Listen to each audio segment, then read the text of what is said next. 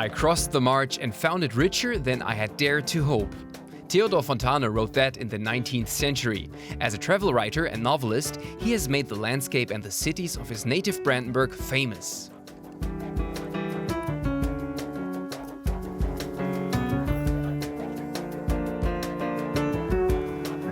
"200 years ago, Theodor Fontane was born here in Neuruppin.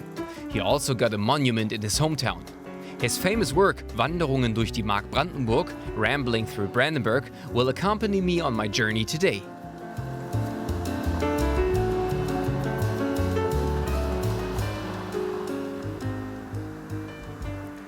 Theodor Fontane shaped the image of this region with his travel reports about Brandenburg.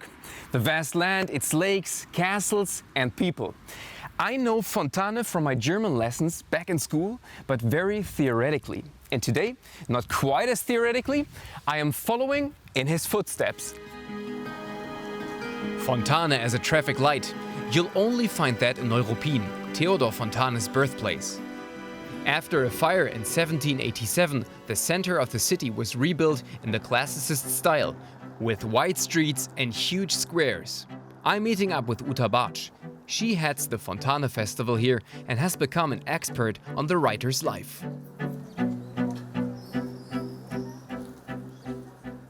Here we are, really at the beginning of the history of Theodor Fontane's involvement with Neuruppin.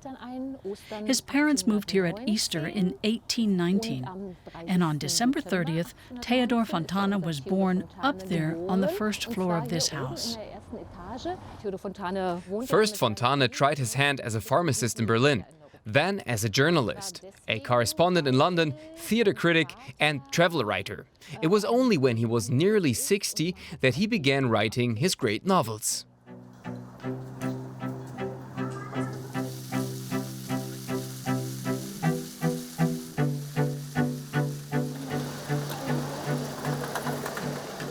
Nice building. That's the old secondary school. Among the many people who attended it were our Theodor Fontane, as well as the architect Karl Friedrich Schinkel. Was it clear in his school days that he would be a writer? He himself wrote that he wasn't a very good student. How did Fontane become a writer if things didn't go well in school? I think a lot of it came from his father. Not necessarily the ability to write, but to develop stories, to pick up anecdotes and turn them into new things. Fontane liked that about his father, who was something of a playboy. He felt that Fontane didn't really need to go to school, but could learn things from the books and the stories of other people. Great father. Fontane also wrote critically of his birthplace, saying it was a bit lavish for such a small town. But he did say it was beautifully situated on the lake. How did Fontane's childhood here in Neuruppin shape him? I think that the wide open spaces here, the lake and forest landscapes, gave him a certain sense of home. And that was the trigger for him to start writing, not about other regions, but the one he came from and which he came to love so much that later in life he wrote 5 books about it.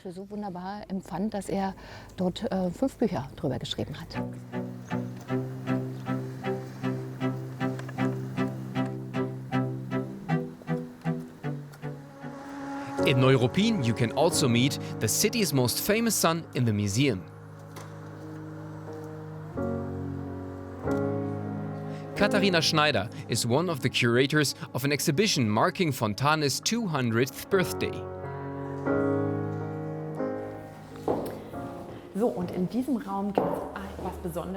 This room has something really special. There aren't very many remaining objects from Fontane, which is why the Neuruppin Museum is very proud to have this clock. It's the Fontane family's grandfather clock. It's really old.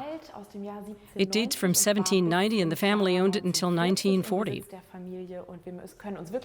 It's nice to imagine that it not only stood in Fontana's study, but that he wrote to the rhythm of this clock. You can kind of hear that. So I'm hearing what Fontana heard. You're hearing what Fontana heard.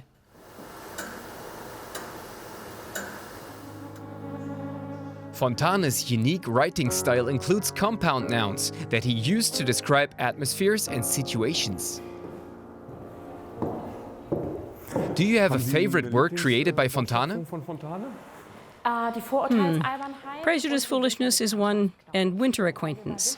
We asked ourselves for a long time what a winter acquaintance might be, and we ended up with 5 different definitions. Which is the most convincing? Either making the acquaintance of winter, lots of people pick that, like seeing snow for the first time, or the winter acquaintance is someone who always keeps a distance, who's aloof. Or an affair at Christmas.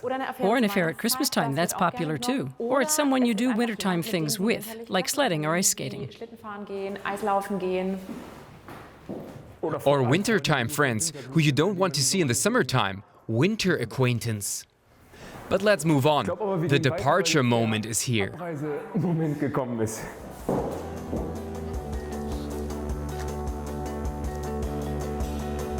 The next stop on my journey through Brandenburg in the footsteps of Theodor Fontane is Rheinsberg.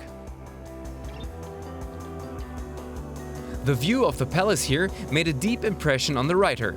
He wrote, "Before us we have a picture of unusual beauty. The smooth surface of the water lined by a wreath of reeds, and finally the palace itself in the distance." A gift from his father, Frederick the Great rebuilt the palace in the Rococo style and extended it. The showpiece is the Hall of Mirrors. What was this room for? This was Frederick the Great's ceremonial and concert hall. He wanted it for big festivities and he wanted to give concerts here. Frederick was a passionate flute player and he wanted to play here, but he only managed to do so once because the room was finished so late. But in that tradition we put on small concerts here. They're mainly chamber music concerts, with the forte piano for example, small concerts with space for up to 100 people. Kleine Konzerte, klein, relativ bis zu 100 Personen haben hier Platz dann. Rheinsberg Palace is considered the model for Sanssouci Palace, which Frederick later built in Potsdam and where he resided as Prussian king. Looks gorgeous. Yes, it was Frederick's private study when he lived here in Rheinsberg as Crown Prince. It was one of the first rooms he moved into. 2 days later, he wrote his first letter to Voltaire. By the way, Fontane did not have as much luck during his visit to Rheinsberg as I did. The old palace warden was taking a long nap. Only on the second attempt did he open the door for Fontane. The last stop on my trip through the Brandenburg, described by Theodor Fontane, leads me to the north of the state to Lake Stechlin. It is the deepest lake in Brandenburg, almost 70 meters. And it's one of the cleanest as well. Brandenburg is the most watery state in Germany, so I just have to go swimming.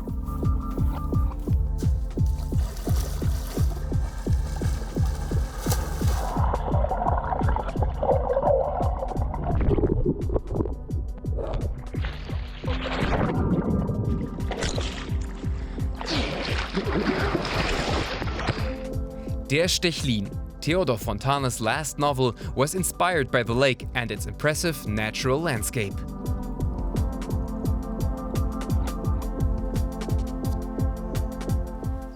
Fontane wrote 5 volumes about his travels through the March of Brandenburg, and maybe this is the first time I have really understood this Fontane from school just because of this trip.